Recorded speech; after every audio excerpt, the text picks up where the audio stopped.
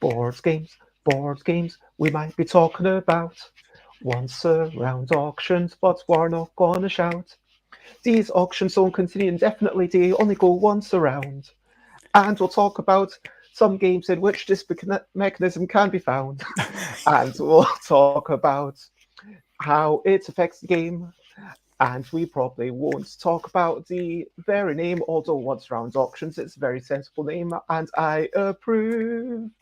And now we're going to start talking, and hopefully it will behoove us. Okay, yes. Yes, some groaning, some tenuous rhymes for indeed, but it is anyway. Good morning, good afternoon, good whatever it is, wherever you are. 10 a.m. is UK time. Hello, Time for hello. Busy Beats and Board Game Blether. And today is episode 929, as usual. 929. Wow. With Alan Paull, we're exploring the auctions, we're exploring the mechanisms, and we are, as you might have heard from the intro, exploring once around auctions. Yes. Do you have a quick thing that you want to say about them before we crack on? I think we'll just crack on, Bears, because I don't think I've got anything particular to start with. Because, I mean, talking about recent highlights, living life and seeing the sights, recent highlights, playing games and other delights, recent highlights. I mean, for me, I've done a tiny bit of preparation for Aircon. Only a tiny bit? Only a tiny bit? I mean, as in a tiny bit yesterday. Like, some of it had been done the day before. I see. Oh, okay, right, yes. I mean, since I last spoke on my stream, I did a tiny bit. Oh, right. And a tiny bit yesterday was mainly doing laundry. And one has to do laundry because there's nothing worse than being all smelly at a convention. I mean, I've basically... Well, actually, there are some things worse, but let's not go. Yeah, let's not get into how bad life can be. But this is an essential part. And the other thing that I did yesterday that I'd like to briefly mention is I had my friend Kerry over, and together we played a few games, including my deck construction game. I believe I've told you about this, haven't I? You have mentioned it, but you haven't actually showed me it because I think you were still thinking about it. Yes, so I'm interested in this. Okay. So all the cards are domino-shaped, so 2-by-1 ratio. And the reason for that is that you've got your starting base, as you can see, with that little creature body with 2 end bits. And then all the other cards, you use either one side of it with a spell or the other side with what I call a module. And then the spells will tuck under the bases, and then you'll have a head or an arm, and the heads allow you to attack. The arms allow you to steal resources. The numbers don't do anything, but they allow you to get your creature finished more quickly. And then on the other side of the table, you can see some contraptions. And then the contraptions get stuff added to them and allow you to generate more resources as the game goes on. Except I think this came after one of us had played a big board reset, which is always a difficult question. Should you have big board wipes in a game? Because then there's possibly a tiny bit of frustration of, oh no, all my things have lost gone. all my stuff. Yes. And then if you send stuff back to the hand, which is what I've started doing in order to slightly avoid the feel bad moments of that, then you've got analysis paralysis with suddenly you get 9 cards in your hand. And again, because they're multifunctional, you've basically got 18 options, plus some of the cards can be used for other things using your contraptions, so you've got even more options. It is my attempt at making something, like I said, minimum deck size is 20, and deliberately so that you can make something super accessible. You don't have to have a massive card pool to engender different types of decks, and people seem to really be enjoying the creation of these things and building the things, because even within the game, it's not just, okay, do I play this creature now or later or not at all? It's a case of, well, do I play this head? If I play it, do I play it on this creature? Do I play it on this creature? Or alternatively, do I use the spell? And if so, when? So I think this might be me over-egging it a bit, but it feels like there's a tiny bit more variance and satisfaction because of that modularity. That sounds interesting, but how long is it? If it's a longer game, then you don't want a board wipe, because that sounds wrong. But if it's a shorter game, maybe actually maybe you don't get the board wipe either, because then if it's a shorter game, if something goes wrong for somebody, it'll be over quick and you can do it again. I mean, that's the kind of thing you can look at. Ideally, I want it to be in that 20-minute mark so that people could play tournaments of like 3 games within an hour. But then I have noticed that sometimes of the last 4 games that were played, one of them was about 10 minutes, 2 of them were half an hour, and one of them was a bit like maybe an hour, but there was a lot of deliberation, and this was from someone who'd never played a deck construction game before, so they were still getting... That's a big variation in time. Yeah. Well, it sounds interesting. Yeah, I'm not entirely happy with it, but yeah, my thoughts were, well, I know that this is not ultimately the correct thing, but I think that I'm probably not going to make a version of this for Aircon, but I'm still unsure. Like, maybe I was going to ask, because it's an opportunity. It's an opportunity to play. I mean, because if I go to Aircon, there's 2 ways that I could do it. If I go to Aircon, if I take this to Aircon, I should say, either I take the card pool that we were playing with, and I admit, yes, this is not quite there yet, or I take a bit of time to improve the card pool, and I'm like, hey, I hope that this works, and with the next card pool, I want to have a big sweeping change and try 3 types of resources rather than just the 2, so that people, when they're building the decks, I think 3 is the magic number, so that you've got a impetus 3 is often, to... Yeah, 3 is often the magic number, isn't it? I would bring what you've got and test it. Why not? Just bring what I've got, and don't worry about changing it. I would think so. Yeah, I've been prepping for Aircon as well. I've been making prototypes. I've got a prototype of Last Bug Standing in the Circle of Doom, with the new artwork on it, which I don't think you've seen. So I'll have to show you that. And I've also got the latest copy of 3 Sanchos with new artwork as well. So, yay. So I'll be testing that. And through my friend Robin at Triple Ace Games, I have got some little crown pieces for 3 Sanchos, which I didn't have before. I'm going to test whether we use these little crown pieces or meeples for the kings on 3 Sanchos. So that's a good thing. Oh, I've got them here. Oh yeah, here we go. I've got the...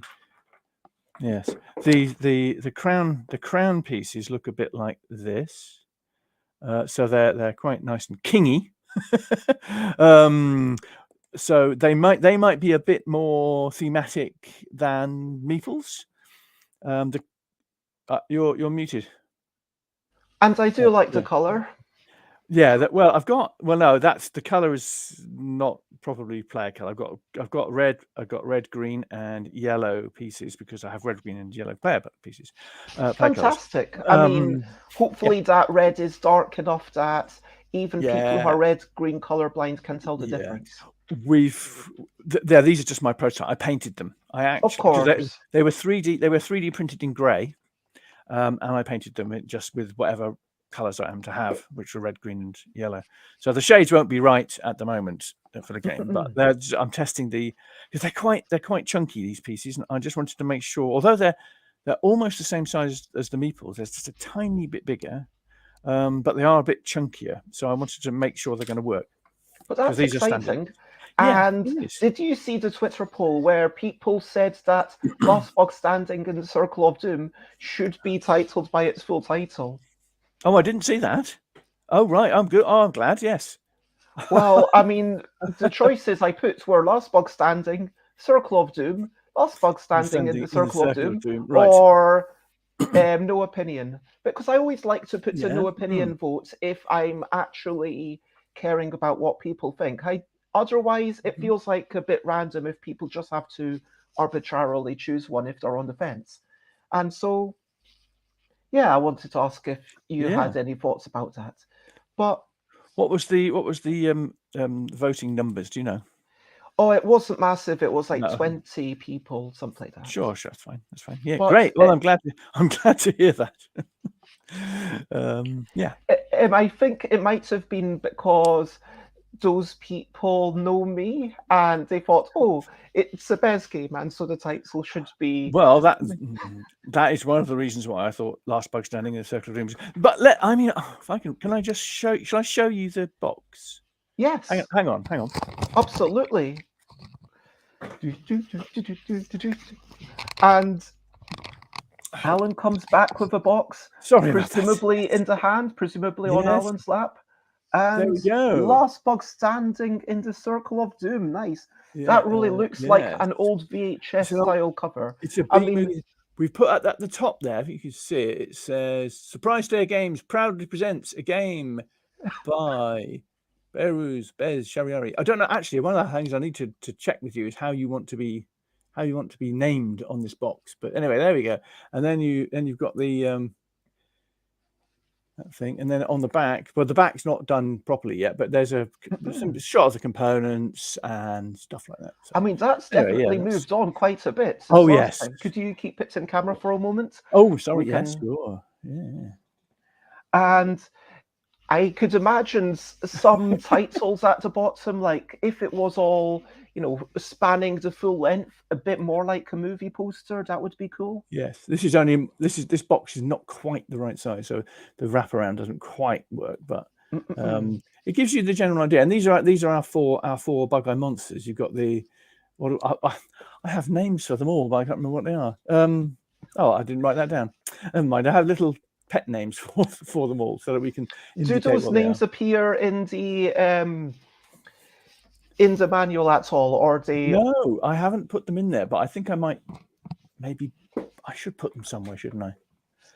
But I'll have a think about that, actually. Really exciting. And yeah, that's going to be my third thing done coming from another publisher, which I'm super excited about. And I think I mentioned on Facebook when I posted about it that every time I've worked with another publisher, it's really interesting to see what they've brought to the thing and how it's changed. Yeah. And I think this is the first one where I hadn't actually published it myself first, because again, about cute comical creatures and trying to identify them after some mixed noises, or indeed in a bind, were the precursors, of course, to Creator and Yogi. And if people wanted to play them, then they could. But this is going to be the first time that people actually get to play it. So I'll be excited. That's the 3 Sanchos box as well. So we've got, there are the 3 Sanchos, guys, with the cast in the background. Conflict between cousins in the time of El Cid. That's our decided tagline, because that refers back to Cousins War, because the 3 Sanchos were all grandsons of Sancho the Great. So they were in fact cousins. So there we go. That'll be exciting. As well as the DCG that I mentioned, I will say that I also invented a quick co-op version of a game about setting scenarios that people would do for different lengths of time. And so I'm excited to, if someone's on the fence and saying, should I get it? I can say, I've got an idea for a co-op version I can teach you, and that's a version that you can play even 2 or 3 players, because normally the game only goes for 4 to 8-ish. Yes, because I played it. Charlie taught it me last night. Excellent. Yesterday afternoon, because she was learning the games and she taught me that one. So, and the trouble is, there's only 2 of us, so it didn't. I got a flavour of the game, which it sounds really good, and it looks really good. I like it, but a 2 or 3 player variant would be really good. So I look forward to that. And but let's crack on with the main topic. And unless you want to quickly mention your book of the week at this book of the fortnight, even. Oh, I can. Yeah, the book of the fortnight is this book, which is quite a well-known book, Factfulness by Hans Rosling, and I think it's his son and his son's partner. I think this is a book which purportedly will turn around your view of the world and the fact that the world, although bad things happen, things are getting better. Although, I mean, so for example, that it starts with a whole range of questions, which apparently the vast majority of people get wrong, and they're very basic things. Like, for example, the first question is, in all low-income countries across the world today, how many girls finish primary school? And the answers can be A, 20%, B, 40%, or C, 60%. 20%. Exactly. That's wrong. Completely wrong. It's 60%. Oh, At least 60%. This is the problem. Most people think the world is in a situation which might have been true 20, 30, 40 years ago, but there's been immense improvement in living standards, in education, and in general well-being of people. Although this book did come out before COVID and before the war in Ukraine, so I mean things have changed a bit. But even so, the world isn't. Although bad things happen, the world isn't necessarily a completely bad place, and things are getting better. So it's about the trend is better. perspective. It's about perspective, and the trouble is with the media tends to focus on bad events because those are, quotes, newsworthy, but they don't focus on the good things that happen because those are generally longer term trends. So anyway, it's a good, very well argued book, and it will probably change most people's worldview and enable you to look at things with a different perspective and a more positive perspective. So that's thoroughly recommended. Wow, It's a relatively easy read. Yeah, it is really good. I think that you're right. Perspective is absolutely a brilliant thing. It's a little thing which is brilliant. Yes. Because you're absolutely right that it sells newspapers, it sells magazines, it gets people clicking on internet headlines to say, oh, this terrible thing happened, or indeed sometimes this great thing happened. But newsworthy things by their nature are outliers. And so sometimes it's important to remember to take stock and bear in mind where things actually are.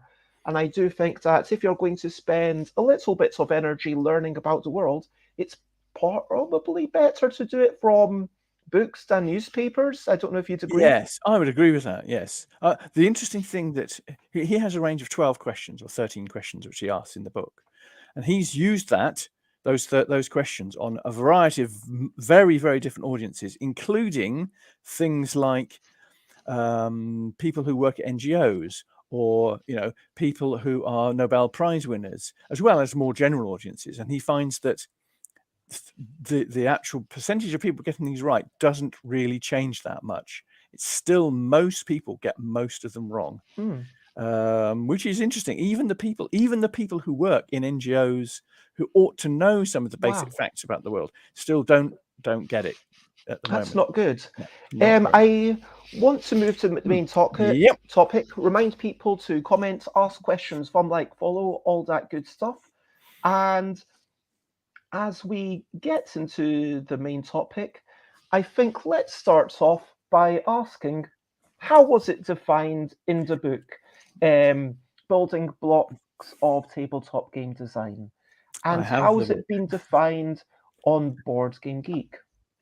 Right. The book says the players each have one opportunity to bid, either passing or raising the prior bidder.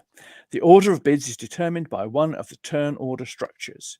After the last player has the opportunity to bid, the high bidder wins. Yes, and that's exactly verbatim what they copied into Board Game Geek. And then it goes on to say, although this helps shorten the auction, as increasing game length is a pitfall of including auctions, it strongly favours the last player to bid, as they know what their winning bid needs to be. So the designer needs to take care to balance properly. and it mentions modern art and Medici as shining examples. Although modern art is a weird one because modern art uses it as one of four, many bits. Yeah. well, Yes. Oh, is it four. four? Four. Okay, four. Feels like a lot. Yes. I mean, four different types of auctions in one game is still quite a lot. And you can see that there's not that many games. There's 28 Yeah. currently. And I think this is because it is difficult to balance and it adds a lot of tension, Yes. but it front loads the decision. You can't just say, oh, I don't know how much it is. I might be willing to spend anywhere between 7 and 12. I'm just going to go with 7 and see what other players say. But if it's once around, you need to do all of that analysis up front. And so, whilst in theory it shortens the game, it does move towards more time spent calculating. Maybe it depends how it's implemented, and we'll get into that in the detail. I think a lot of it is the context of how it's implemented, to be honest. Okay, and I've got the couple of examples I wanted to use will show that hopefully show that. let's go to some examples. Let's talk about Ra. Okay, now Ra. Yes, I have Ra. I have Ra here. I have. Oops, can we see that? There we go. I have Ra. Not a lot of you will be familiar with Ra. This is the Rio Grande version, not the. I think there was a new one, which was I think there was a new one. Anyway, so what the way Ra implements this is, it's, as you'll know, we're talking about once round. Now the problem with once round auctions can be that if it's just incrementing, then there's a lot of freedom in how people can bid. Whereas with Ra, you have these. Each person has, I think in a 4-player game you have 3 of these, and so you'll start the game with a low, a medium, and a high one, usually, depending on the player. Very clever, where everyone's got to roughly equal value, but it's all asymmetric. There's only one of each number. That's right. It's only one of each number. Then they go between 1 and 16. So you're sitting there at the table, and you've got your 3 or 4 tokens in front of you, and everybody knows what you've got, and everybody knows when you've bid before. Because if you bid, as you can see, some of those are turned over, so that person has made 2 successful bids already.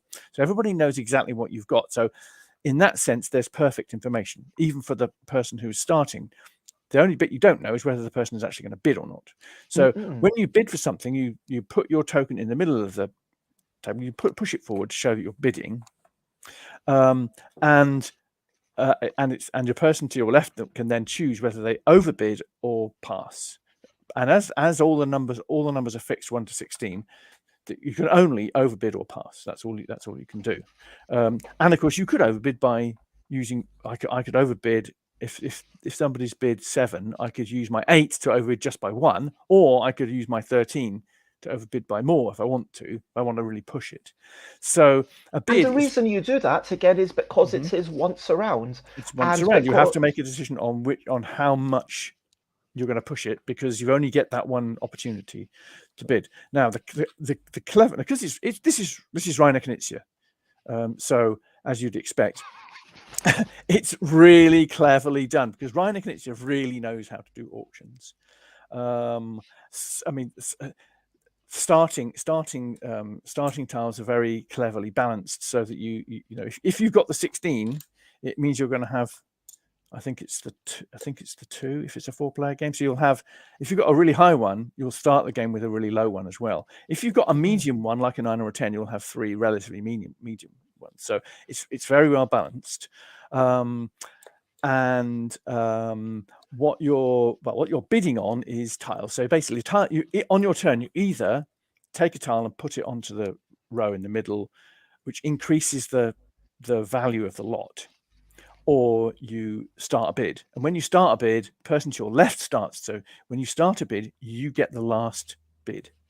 That is really, really important, so that you know all the information when you have your turn to bid. Now, of course, if you've got relatively low numbers, you may start the auction knowing that you're not going to win that lot, but you may start the auction simply to force somebody to use a token.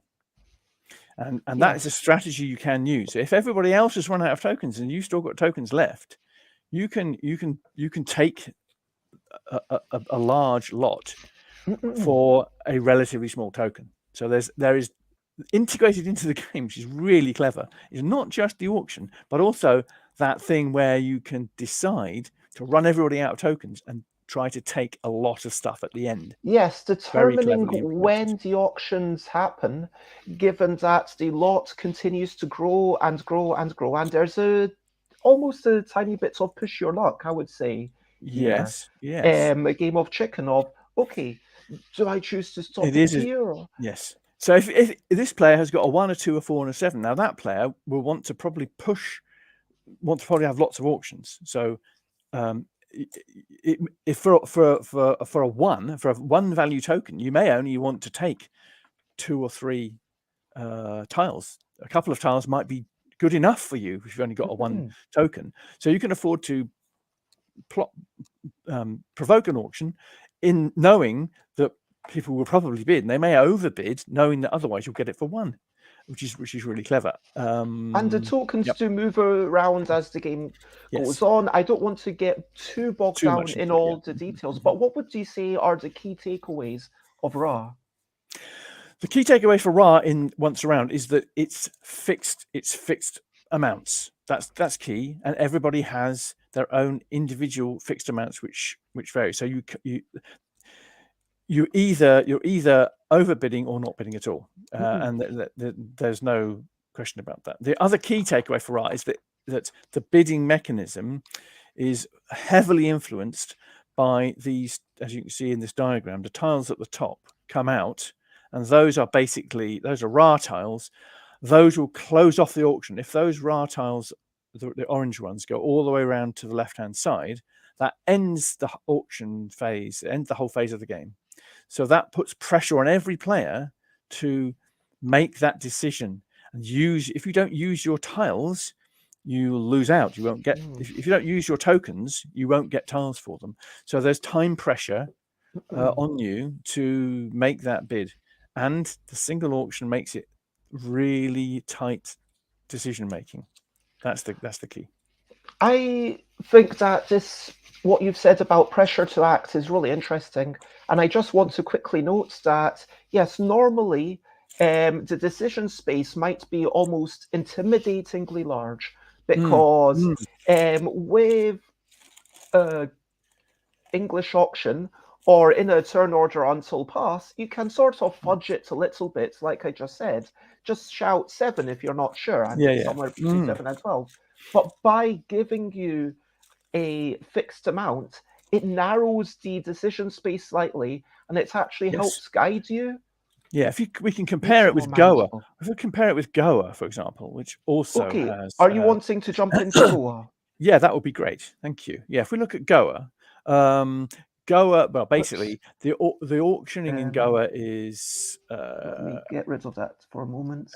It's an auction for first starting player and also for resources that you get during the game.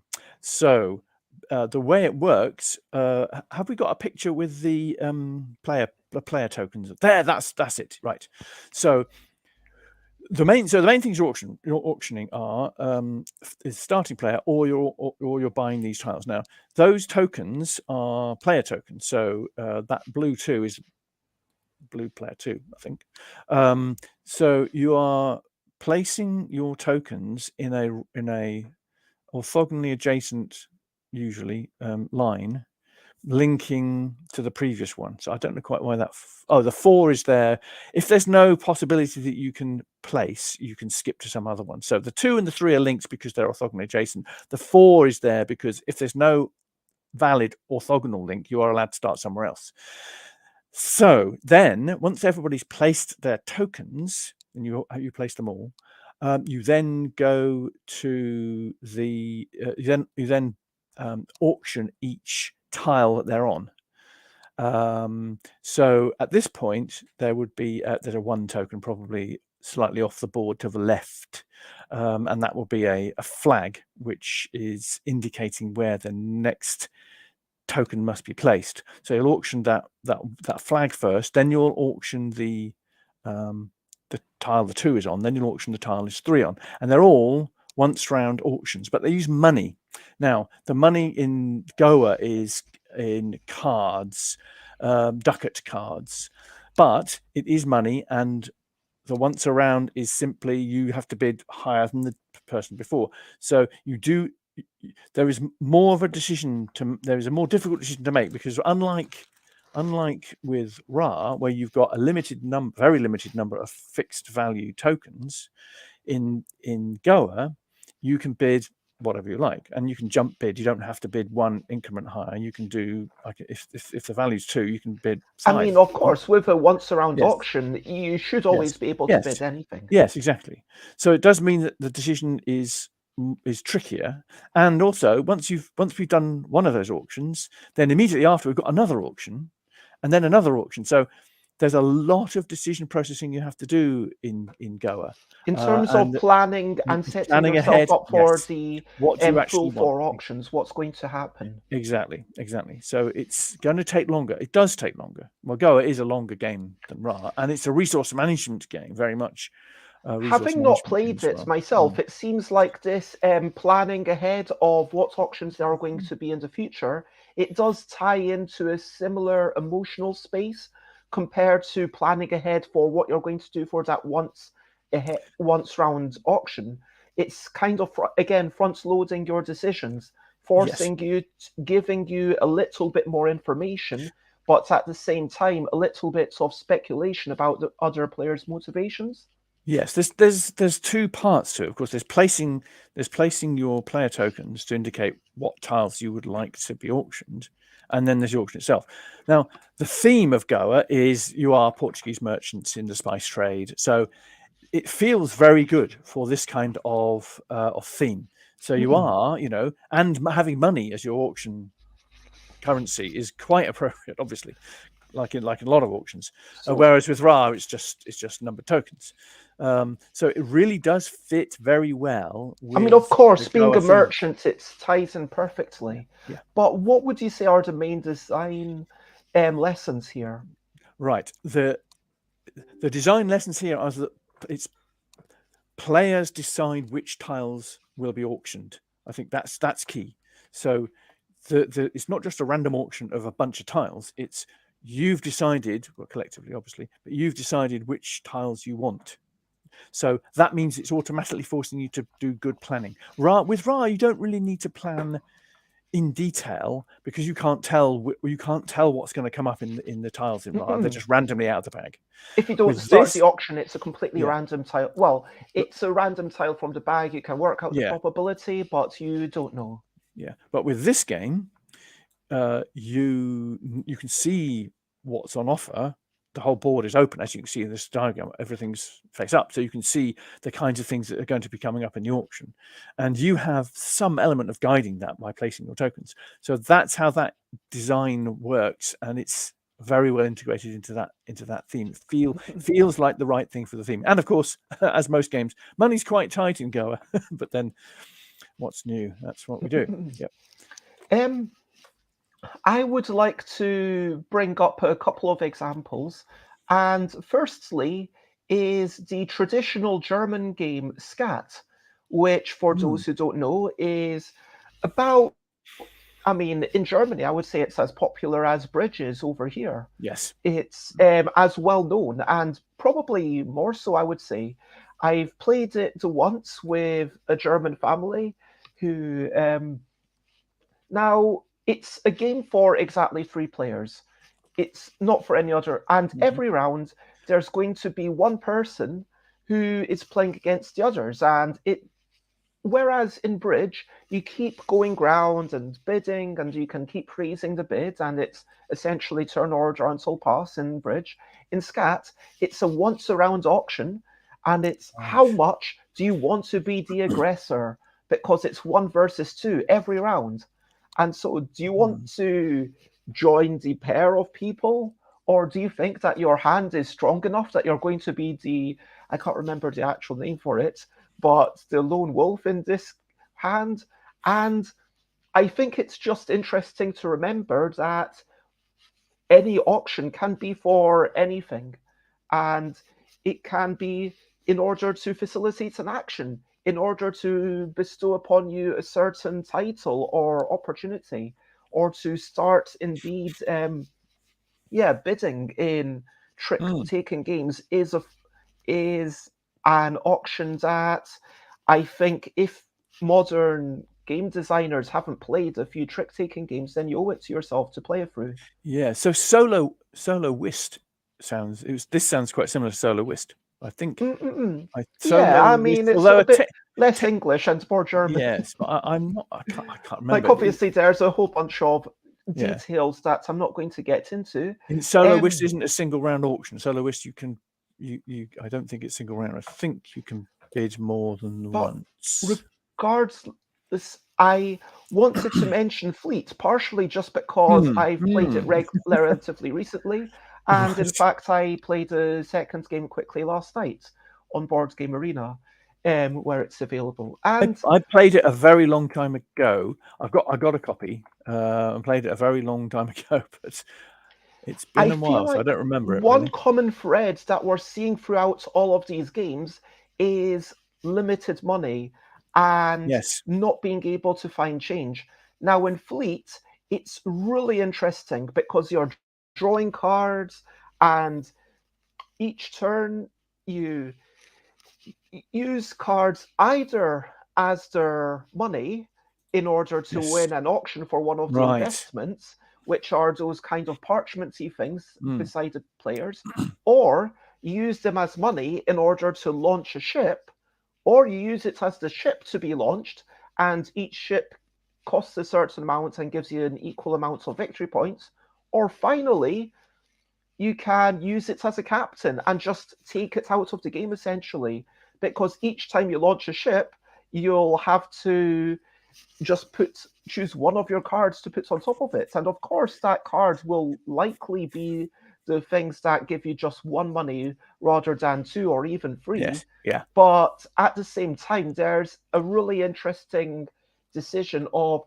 what do I want to spend this currency on? And sometimes having that one, especially if you're considering launching a ship that only costs you one. I mean, a one might be as good as a three. Yes, indeed. And I think it's really interesting because here everything does have a minimum bid, which I'm not sure how I feel about. And it does, again, with auctions, there is a tendency for people in their first game to have just no idea what to do. And I found that here the minimum bid is often quite close to the value that it goes for. And it seems looking back at a couple of other games that, it was fairly common for something with a minimum bid of 5 to go for exactly 5, and something with a minimum bid of 10 to go for exactly 10, which makes me feel like, is that constraining the people too much in what they're doing? The advantage of minimum bid is it does give a guide, doesn't it? Which speeds up play. If it's and it makes it more accessible. It means that somebody's not going to bid ridiculously low. Mind you, that wouldn't probably work in a single round anyway, single round auction. But it gives a kind of guide price type of thing, and that might be useful. I mean, it's for sure good to have some buffers and some. It's like those guides on a bowling game, and then it's like, okay. And hello, Alex. As always, lovely to see you. But I do feel like if they'd had the minimum bid, maybe 70% of what it is, or maybe 60% even, then it would have given a little bit more scope for people to feel clever and say, you know what, this is a minimum of 3, and I think that 5 is the correct value for it, rather than it often being the case of, I'm bidding 5 and I feel like 5 is the correct value. I mean, when Fleet first came out, it got quite a lot of hype, and then I remember we bought a copy, and I think we bought the fish, the little fish pieces instead of the cubes, which is nice. And we played it quite a lot, and then it kind of went out of favor. And it might well be for that reason, Bez. Once you know the game, you kind of feel there's not quite enough. There's not quite enough decision in that. If something is going to go for its, People say it's even better if you play with real fish, says Alex. Yeah. As a little aside, those little dark blue fish pieces you get with Fleet, though, those are really good. And I used it in lots of other different games. Which is possibly another reason why we don't play Fleet so much, because I haven't got all the pieces in the game anymore. They've been used in other things. But I think that it fell out of favor. I think partly because of that difficulty. The bidding is probably not quite as intense as it could be. I mean, there is definitely an interesting puzzle elsewhere, and I feel like in order to improve at the game, my next step would be to internalize all the investments and to plan what's coming out. But Yeah. it is a really interesting puzzle of what do you bin and how do you guide your investments, because all these investments do things like allow you to turn one cube, which is normally 1 point, into money, but then you can trade that one money in order to get one card per investments of this type. And then if you've got 3 of that type, then suddenly you're trading 1 money for 3 cards, which could be 6 money, which is massive. But let's talk about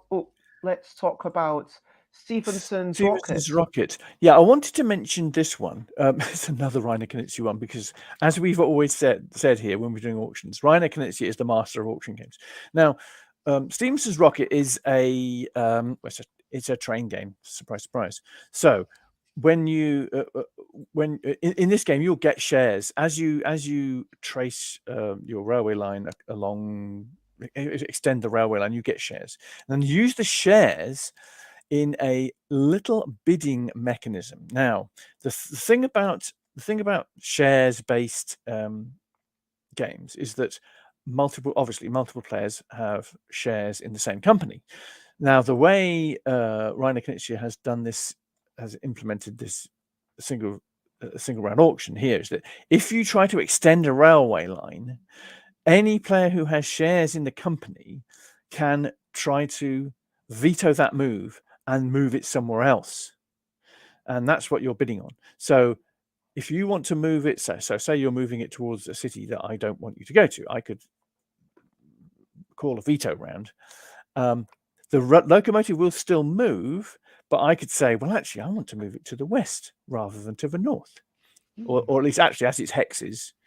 It's not quite like that, is it? But it's, I mean, it's a different direction. It will be to the west rather than to the northeast. To the northeast, yes, exactly, or whatever.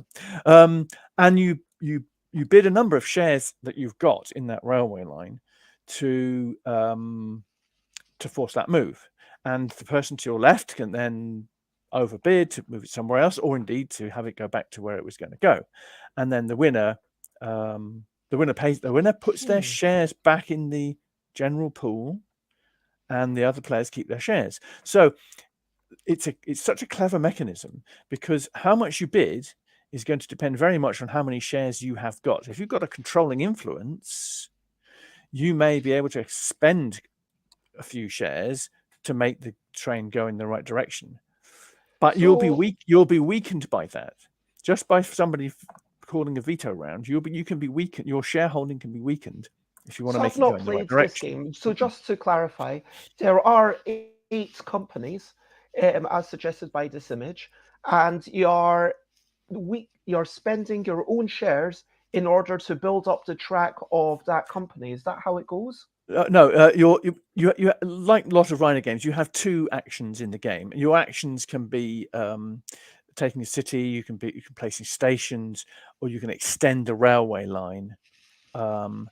So I mean, there's a range of actions that you can take in the game. And you can also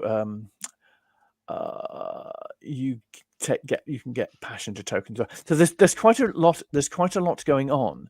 But the key to the whole game is exactly where the railway lines actually go for each company. Okay.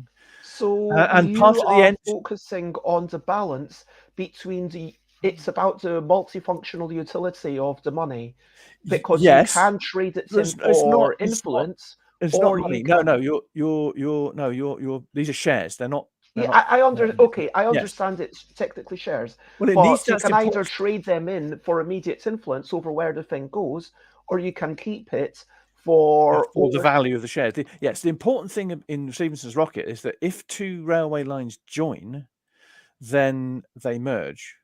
So you want to, and that happens to, obviously that would happen towards the end of the game. So you want to be in the position at the end of the game to take advantage of merging companies. And the skill of the part of the design, which is the veto, is that you have to weigh up where you want that railway line to go. How much is it worth for you to have that railway line go in a slightly different direction from the one you really wanted? But you're effectively spending your value that you've got in the company in order to retain it on the direction you want. So there's quite a lot going on with that, because you have to look not only at the tactics of where the railway line is going now, but also when the railway companies link up, how many shares am I going to get in the merged company, because that could decide the whole game. And yeah, and that's I guess the interesting thing is, as opposed to straight up money, where you might get some victory points at the end for it, the eventual value of this is uncertain, which yes. maybe brings a little bit more interest into that once around. Yes, indeed. And and it's the integration. The key point here, I think, this is the key factor in Stephenson's rocket and that type of implementation, is that it's very, very closely integrated into the rest of the design of the game. Like most auctions, it has to be very carefully integrated so that it flows with the game. I'd like to crack on, but I do want to acknowledge that Alex has enjoyed the Fleet the Dice game, just in case that wasn't clear, and reminds Alex of Gilhova's mysterious auction mechanism, which has been the starting point for multiple Gilhova games, but was always ultimately cut from the final game. I wonder what kind of auction that would be. Yeah, I'm curious as well. But I would like to bring up my final example, which Yes. is Gem, which is one of the Paco games, which is tiny little things the size of a stick of chewing gum, where you've got a deck of cards with this weird little ratio. And with these cards, the way the game works is everyone starts off with free money. I mean, free coins, 6 money technically, a 1, a 2, and a 3, which obviously adds up to 6. And each turn, you have some gems in the middle, and then you reset your coins, and you're allowed to bid with those same coins in the next round. So every round, you have essentially 6 money to bid with. And you don't get changed. That's a key part of it. And the other little wrinkle is that when you collect gems, they turn up on the red side. And during the course of the game, you are allowed to spend your money to turn gems up onto their green side so that it will be scored at the end, or indeed so that the gems on the green side can also be used as money. But then at the very end of the game, you compare everyone's gems. You get 1 point per gem, 2 points for a shared majority, and 3 points for an exclusive majority. So, like all of these things, I think that it adds some uncertainty about what the actual eventual value of these things is. Because even though we might see most of the gems of the game, you're not going to be able to keep all of them on the green side.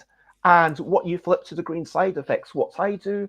And I think the key design lesson here is to remember to bring in that uncertainty of the value of things, and possibly a slight asymmetric value to it, because it's possible that, well, in a 2-player game, it's always a bit more zero sum and symmetrical, but certainly as soon as you get to 3 players, it might be that Alice and Bez really want the single green because that's going to allow them to break the majority, but meanwhile, Charlie over there isn't that bothered about the green. But Charlie really wants the orange. I don't know.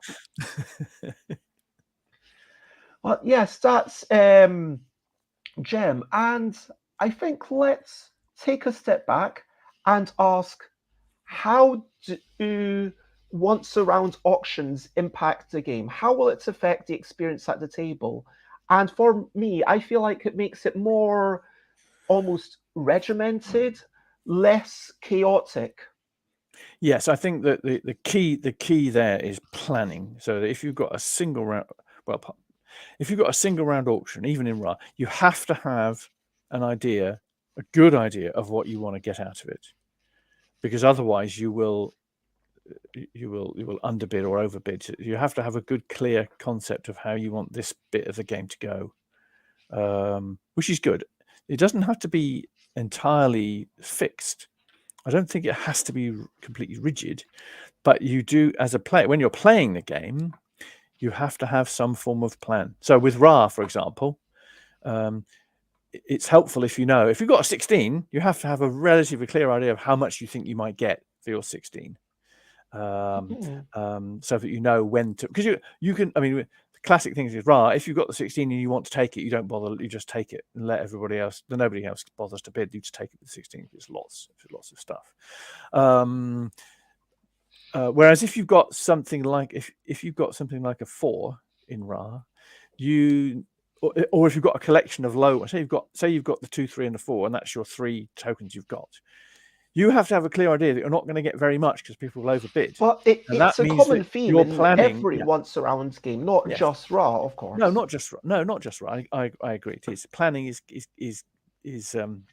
key in everyone. Goa, for example, is a good bump for that, because you're guiding your planning by picking where you want to put your token in the first place. So you're choosing what's going to be in the lot as well. Would you say that extra obfuscation is needed in once around auctions, or is that just true of any auction game? Because I'm specifically thinking of, well, all of these items have variable values, and you're not quite sure what the value of this gem is, you're not quite sure what the value of this investment is, you're not quite sure what the value of being the aggressor in Skat is.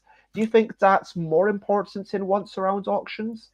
I don't think so. I think the point about once around auctions is the variability in once around auctions, or the hidden information is you don't know whether the next player around is going to bid or not. So you don't, the gap, if you like, is you don't know what value other people are putting on these things, and that's fine. That's why I think that probably once around auctions, most of the information is going to be open. Actually, that's not quite right, is it? A lot of once around auctions have got open information about what the lot actually is. I mean, solo whist, which we didn't use as an example, but solo whist, you don't know what's in everybody else's hands. You only know what's in your. I mean, hand. I'm not sure that solo whist even is once around. So it is. Well, it's once around, but the person who, the declarer, if you like, the person who starts, gets to bid at the end as well, I think. So it's once around slightly odd. plus one extra bid. Yeah.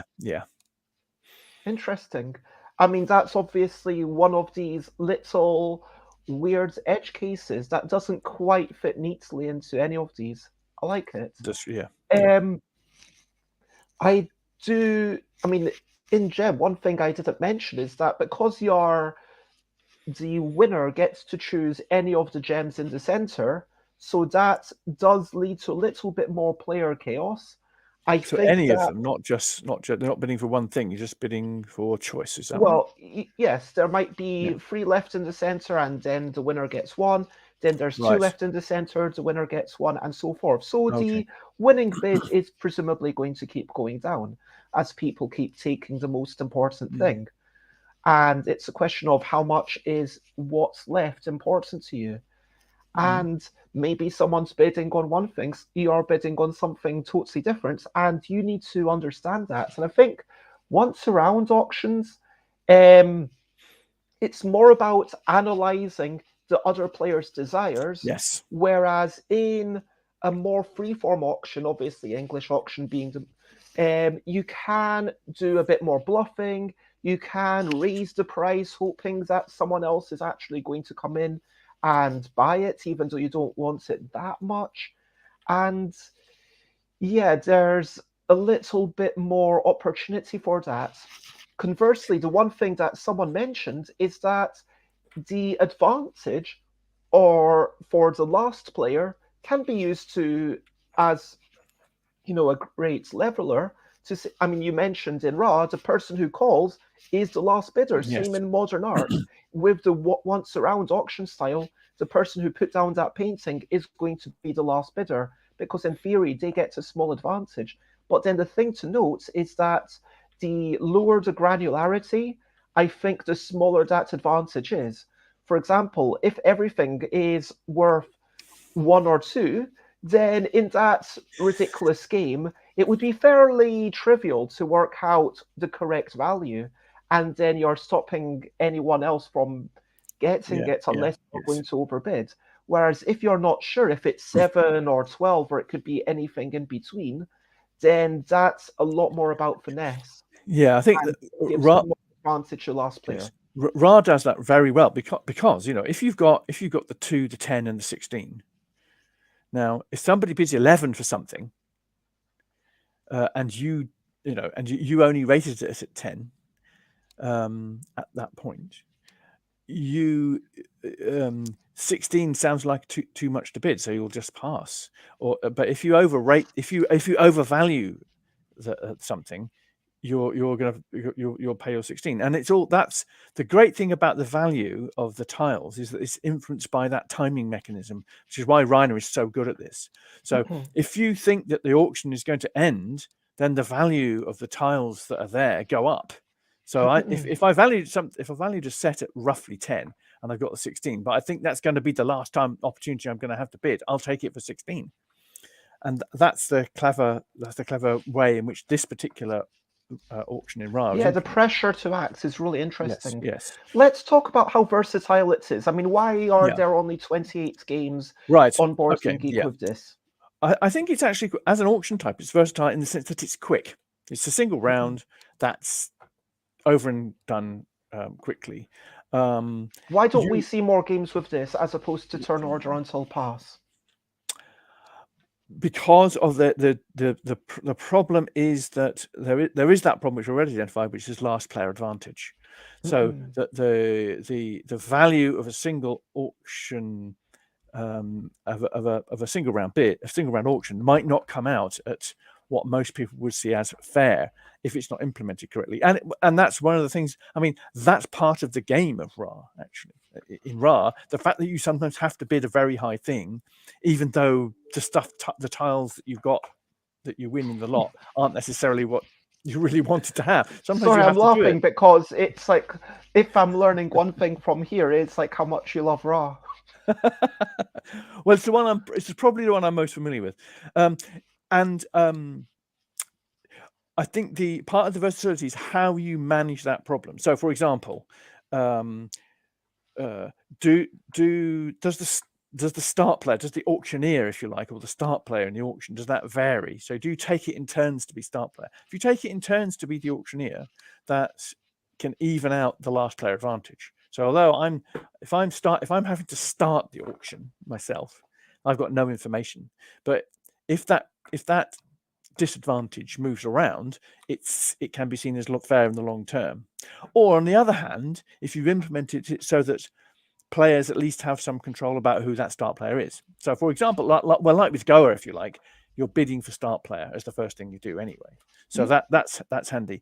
Then there's fixed value bids like with Ra, which ameliorate the difficulties of just incremental bidding, which can be a bit of a pain, and the minimum bids of fleet. At least will mean that you've got some kind of guide to what things ought to be worth. So those are I think solving that problem I'm makes it wondering versatile. because working out the first player advantage where there's enough auctions in the game should be a fairly trivial act. So I wonder if it's basically about inertia that, turn order until pass is such a common thing, and people just go there because they haven't really explored what other auction types there could be. And maybe as designers, we need to take a little bit more care in choosing what's possible for our game and not just land on the first thing that occurs to us. I would agree with that. I think that if you just implement a kind of normal English auction where it goes round and round and round, without bearing in mind what that does to the game length, then you've probably missed a trick. And it may be that a single. Sorry, just to clarify, when you say a normal English auction, did you mean English auction or did you mean turn order until pass? Sorry, I mean turn order until pass. Sorry, yes. Okay, no turn worries. order and pass. If you're going round and round with turn order until pass, that may unduly increase the game length, and you may want to look at whether a once round auction is better. But there are implications, as I said.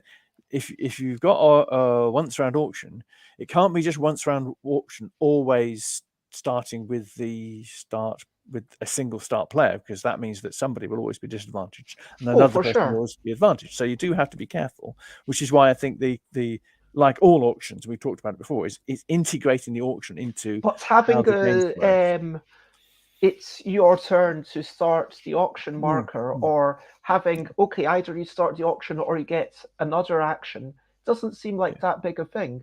And I almost feel like I would like to push it towards what you suggested for soloist, where you not only start, but you end the auction as well, which is an even bigger exacerbation, you might say, of the advantage. But then that adds a little bit of asymmetry and says, okay, on your turn, you choose whether you want to go. Okay, you choose whether you want to go or do this other thing, because then you would be essentially giving up your action in order to get this advantage in the auction. And I think that would be interesting.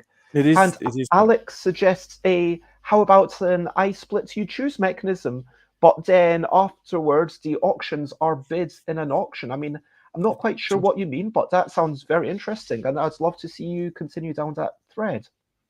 I do like I split you choose as a mechanism. It is really interesting.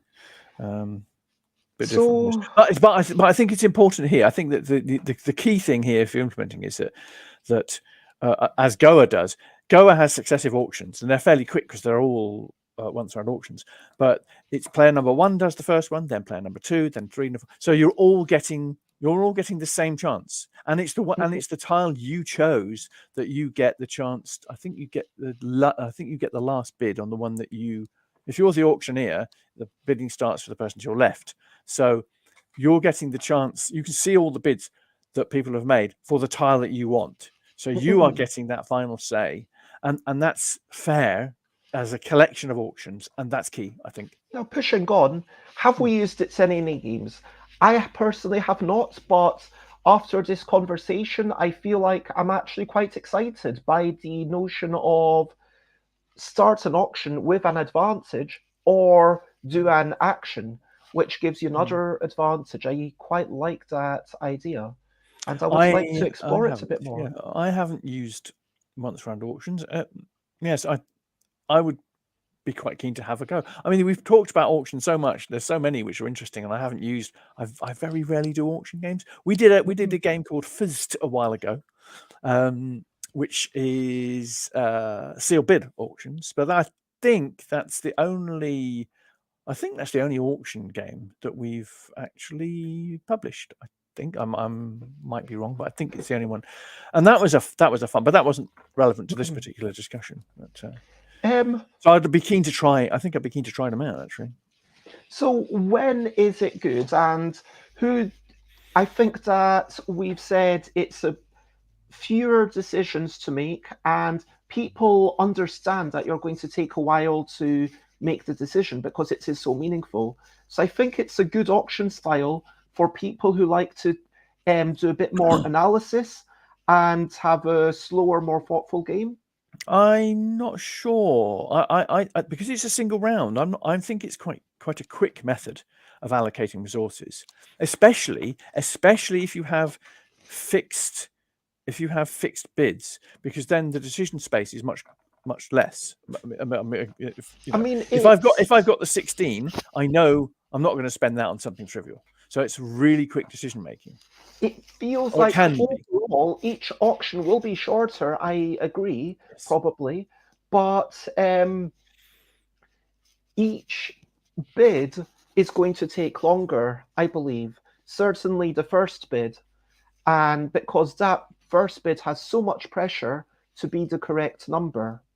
And I would argue that in a normal turn order until pass, you just go in there, and if you take too long, I could imagine people being a little bit surprised. Whereas someone who's like, okay, give me a minute, I need to work out the correct number, that's what people would expect in a once around auction. Yes. And I would argue that if you it pushes people towards, at least the first couple of players, it pushes them towards what would be optimal play in a turn order until pass. Because if I can work out that hypothetical 7 to 12 thing I've just kept mentioning is worth exactly 9, not 10, but exactly 9, then I start off the auction at 9. I'm Yes. feeling really good about myself, because then Yes. the next person's marginally overbidding. Yes. Yes. I think Alex makes a good point there. It does depend on the density decision. If you've got a conventional kind of lot of money stuff where you can incrementally bid, then deciding between your 8 and 9 or whatever it might be, that could be quite difficult. If you've got fixed bids, it's much easier, because you know either I've got the appropriate value token or I haven't, in which case I'll wait till a different time. And that's key. It depends on how it's implemented. And I just want to give a shout out to fixed value currency, which is really interesting when you can't make any change. Yes, because I like that. I noticed that it essentially reduces the granularity, but does so in a slightly asymmetric way. And so for sure, Ra and Gem are games where you need to bid with these potentially quite big chunks. I mean, where do you actually spend that free? And even Fleet, when you've got cards that you might not have any ones in your hand, you might only be able to bid even values.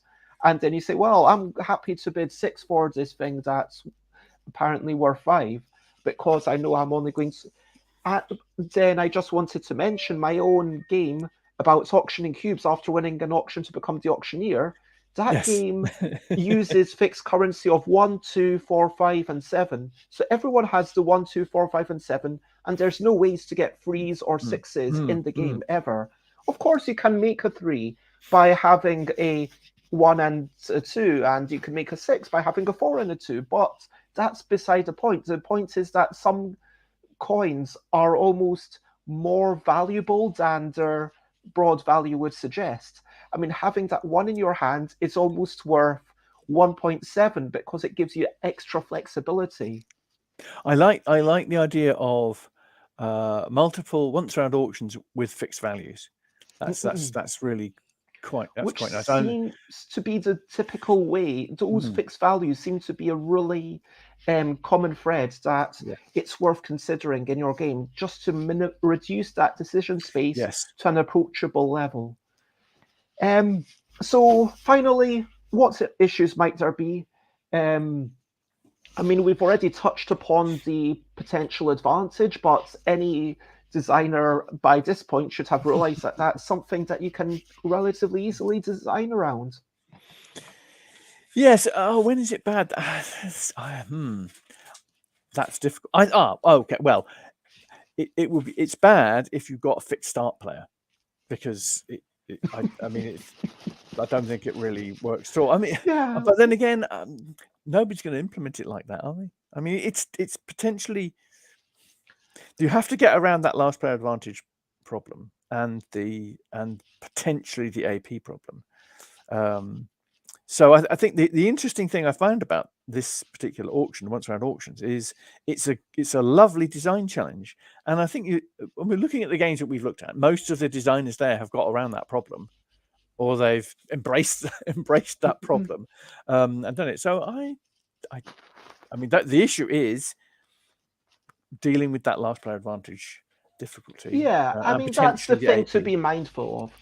And at this point, I want to ask you, Alan, to round us off with the quick question of the day. Right. Here's a little question before we go on our way. Right. My question of the day is: at conventions, because a lot of us are going to Aircon, do you prefer to play organized, pre-planned games, pre-booked games, or do you just go with off-the-cuff, take it as it comes games with people who happen to be there? Personally, I mean, even when I had a lot more time at conventions because I wasn't trading during trading hours, I would always focus on off the cuff for a big chunk of Yeah. the day. At Bastion, there have been a couple of games that I've decided, yes, I'm doing that. I want to go to that event. I want to go to this thing. But I would rather, maybe because of that reason, I'm personally, I you need to have a game long enough to be worth booking. If I knew I want to be here for 2 hours, then I could see a reason for me to book a thing. But if it's like, oh, I could play this for half an hour or even an hour, I wouldn't expect to book it, to be honest. And that would feel a little bit too limiting. How about everyone else? Do you prefer to pre-plan or do you prefer to wander around? And Alex in the comments does have some new ideas, which how about a once round bidding, but with multiple items and multiple winners? Again, I have no idea how that could be implemented. I mean, I could have some ideas, but my ideas might be different to yours. So please do that, and I'll be really excited to see what you come up with. And I'm glad that we're inspiring you. But yeah, question of the day. Do you have anything to say about this, Alan? What's your personal preference? I know that some people like to have everything sorted in a convention and go along, and they know what they're playing every day and plan it out. Especially people who like longer games. If you're going to play Arc Nova, or now if you're going to play Twilight Imperium, then you can't not book a Twilight Imperium. You can't just, casually today, I think I'll play Twilight Imperium. That's probably not going to work. So there are some things where they're sufficiently long. No, but I could imagine someone wandering by and, Twilight Imperium starting. You know what? Yeah, I think I will spend the next 6 hours playing it. It's possible.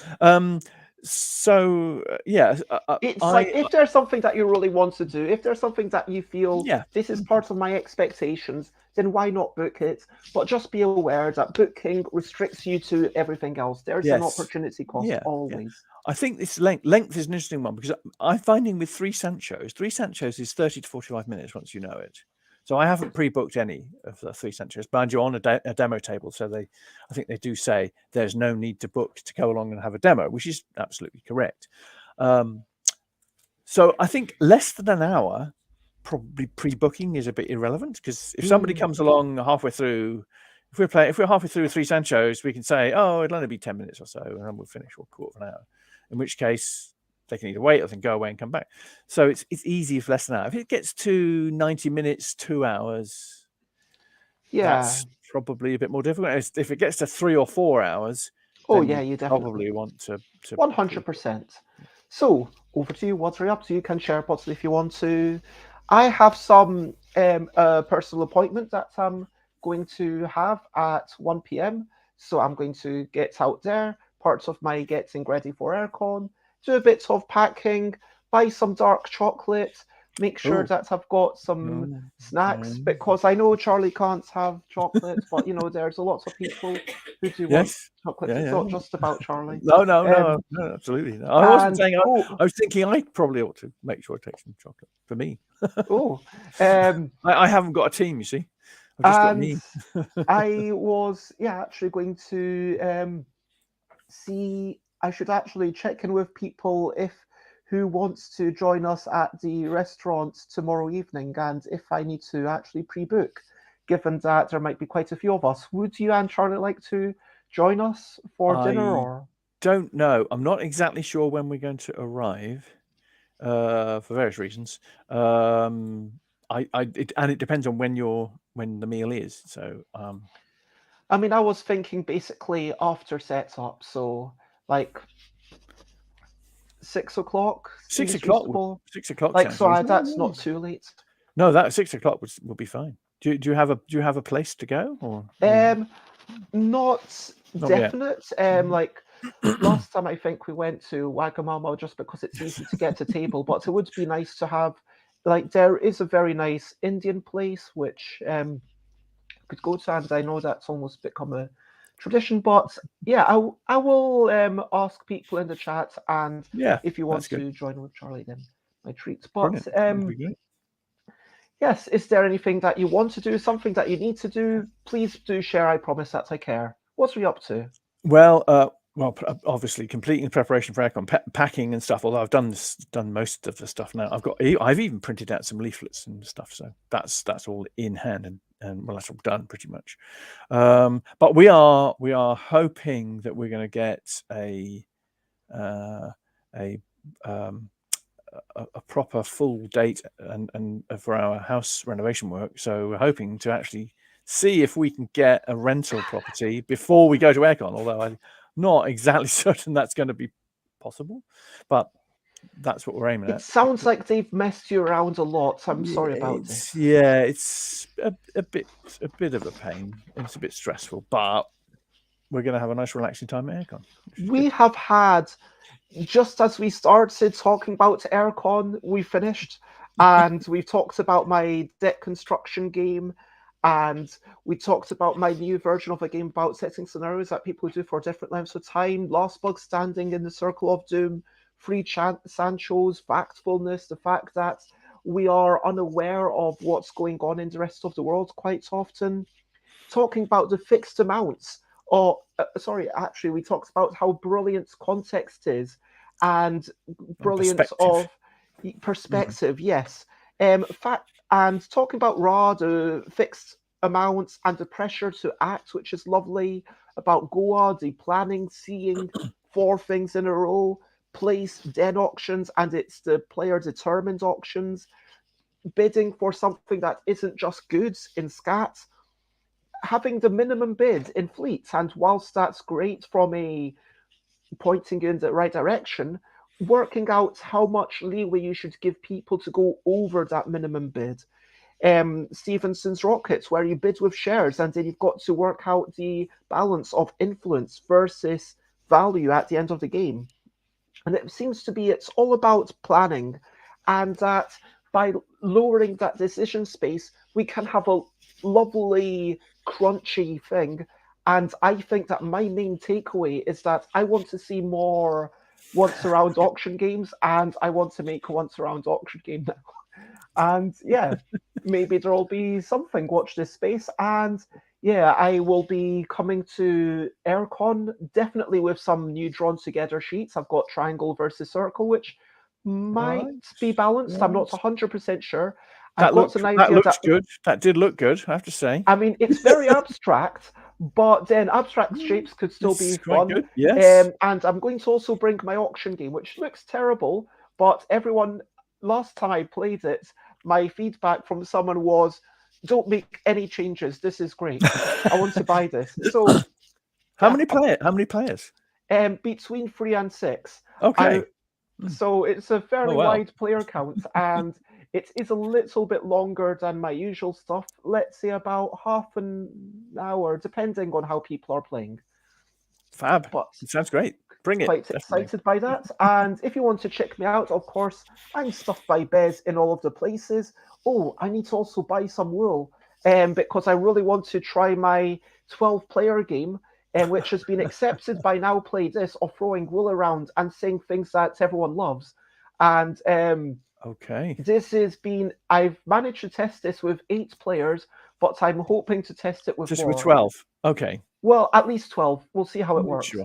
I think it should work. I think above 12 might be a bit much, but like, we'll see. If you want to check it out, stuffbybez.com/streams. I am going to be at, tomorrow will be a very quick thing before I get on a car, or I might even already be on a car. Who knows? And then Friday, Saturday, Sunday, I will be literally at Terracon. And so all my streams will be a very quick 5-minute glimpse if you're not already there. And if you want to check out Alan Paull, Alan, where would you like to be found? I am Alan at SurpriseTechGames.co.uk. on email or alan@alanpaull.co.uk. And I am Ben from Fish on Twitter, and I'm Alan Paull on BGG. So that's me. That's how and I have a blog on the Surprise Day Games site. So if you want to get hold of me, do feel free to subscribe to the blog and communicate through there. That will be fine. And Alex says that was fun. Oh, yes, Alex played the game with the wool. I'm glad you enjoyed it. Oh, I see. Yeah, right. For a moment, I was taken But aback. it doesn't sound like it's going to cause too much damage then. No, it's a good thing. No, I mean, we could. I was thinking potentially if I could get some people play it just before starting, or maybe like trade, or maybe just after finishing trade, would be very nice if we could get some people together. Anyway, yeah. Thank you very much, everyone. It's been Thank lovely you. to have you. It's been great. Share, spread the word, and the only thing left to say, there are. Oh, what? That is true. What? Oh, hang on. There's a second phase where there's scissors. Oh, I see. Don't run with scissors. Anyway, yes, carry on. It's totally safe. I promise. Oh, it's totally safe. Fine. Yes, okay. Only one person has to carry the scissors, and so I'm not throwing the scissors. Or, I mean, for the public, It's a whole different game if you're throwing the scissors. Yeah. Anyway, so lots of love to everyone, and yes, as always, bye, bye, bye, bye. This is a goodbye song. Bye, bye, bye, bye. Thank you for watching long. Bye, bye, bye, bye. This is the end of the show. Bye, bye, bye, bye. And now it's time to go. Bye, bye, everyone. Bye.